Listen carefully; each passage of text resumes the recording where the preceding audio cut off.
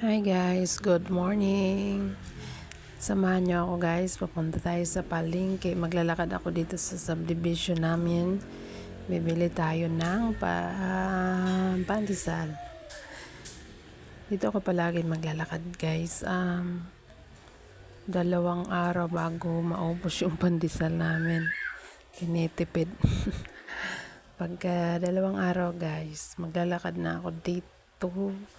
Bibili ako ng pandesal sa kanto.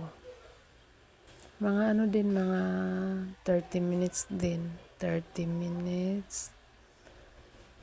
30 minutes. 30 minutes papunta. Kulang 30 minutes papunta sa palengke. Tapos kulang 30 minutes din pa uwi.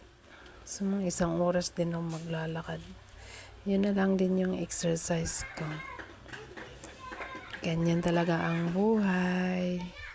Sa isang kasambahay, naglalakad papunta sa palengke para makabili kami ng pandesal. Yun na guys, nahihiya ako minsan pag may tao masalubong. Lakad pa, Yaya Inday.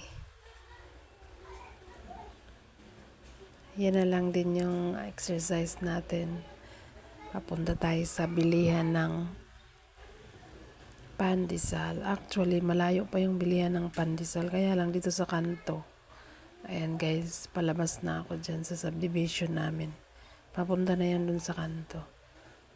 Ayan na guys, nandito na tayo. Dito na lang ako bumibili kasi para malapit lang. Pero may main talaga to siya na bilihan talaga ng pandesal. Pero doon din naman siya kumukuha.